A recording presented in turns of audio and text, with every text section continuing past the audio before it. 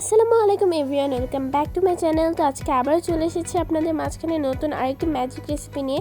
তো আজকে রেসিপি হচ্ছে করলার ঝোল। আর এই রেসিপিটি বিশেষ করে তাদের জন্য যারা করলা তিতার ভয়ে খেতে পারেন না। আপনি যদি আমার রেসিপিটি পুরোপুরিভাবে ফলো করেন, আমি গ্যারান্টি দিয়ে বলতে পারি ভবিষ্যতে আপনি করলার ফ্যান হয়ে যাবে।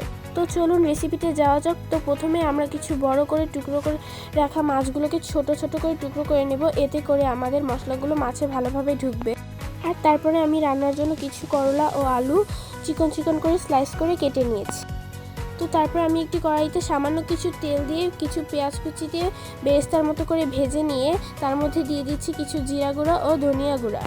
আর হ্যাঁ, এখানে আমি জিরা ও ধনিয়া আস্ত অবস্থায় শুকনো কড়াইতে তেলে গুঁড়ো করে রেখেছিলাম, সেটা আমি পেঁয়াজ বেরেস্তার ভিতর দিয়ে দিয়েছি। এখন পেঁয়াজের সাথে এটা আরও একটু সময় ভেজে একটি বাটিতে তুলে রাখছি। এটা আমি রান্নার শেষের দিকে ব্যবহার করব। এখন আমি রান্নার জন্য কড়াইতে তেল দিয়ে নিচ্ছি এবং এর ভিতর কিছু পেঁয়াজ ও কাঁচামরিচ কুচি দিয়ে নিব। এখন পেঁয়াজ ও মরিচগুলোকে একটু ভেজে দিয়ে দিচ্ছি কিছু রসুন বাটা ও মরিচ বাটা। এখন একটু পানি দিয়ে দিব যাতে করে মশলাটি পুড়ে না যায়। আরও দিয়ে নিচ্ছি হলুদ, লবণ ও জিরা গুঁড়া। এখন সব উপকরণগুলোকে একসাথে ভালোভাবে কষিয়ে নিতে হবে যতক্ষণ না তেল ফুটে ওঠে। দেখুন আমার মশলাগুলো থেকে উপরে তেল ফুটে উঠেছে। এখন আমি কেটে টুকরো করে রাখা মাছগুলো দিয়ে দিব। এখন সামান্য একটু পানি দিয়ে মাছগুলো একটু কষিয়ে নিব। কষানো হয়ে গেলে একটি বাটিতে আমি মাছগুলোকে উঠিয়ে নিব।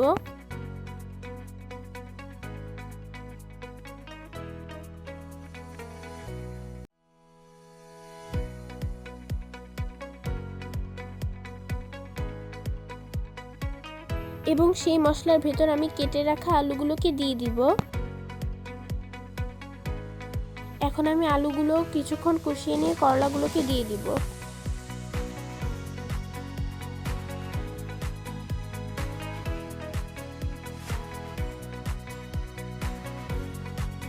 এখন আমি আলু ও করলাগুলোকে একসাথে ভালোভাবে ঢাকনা দিয়ে ঢেকে কিছুক্ষণ কষিয়ে নিব। এখন ঢাকনা দিয়ে ঢেকে চুলার আঁচ হাই হিটে কিছুক্ষণ রান্না করতে হবে এবং আমি এপাশে আগে থেকে ভেজে রাখা পেঁয়াজ ও ধনিয়া জিরাগুলোকে বেটে নিব। এখন আমি ঢাকনা উঠিয়ে ঝোলের জন্য কিছু গরম পানি দিয়ে দিচ্ছি এবং গরম পানিগুলো ফুটে উঠলে কষিয়ে রাখা মাছগুলো দিয়ে দিচ্ছি। এখন চুলার আঁচ হাই হিটে দিয়ে আরও কিছুক্ষণ রান্না করে মশলাগুলো দিয়ে দিব। এখন চুলার আঁচ হাই হিটে দিয়ে আরও কিছুক্ষণ রান্না করে নিয়ে করলা ও আলুগুলো সেদ্ধ হয়ে গেলে বেটে রাখা মশলাগুলো দিয়ে দিব এবং আরও 2-3 মিনিটের মতো রান্না করব। তো হয়ে গেল আমার করলার ঝোল। আর এটা হচ্ছে আমার তরকারির ফাইনাল লুক। তো আজকে ভিডিওটা এই পর্যন্ত। সবাই ভালো থাকবেন, সুস্থ থাকবেন। আল্লাহ হাফিজ।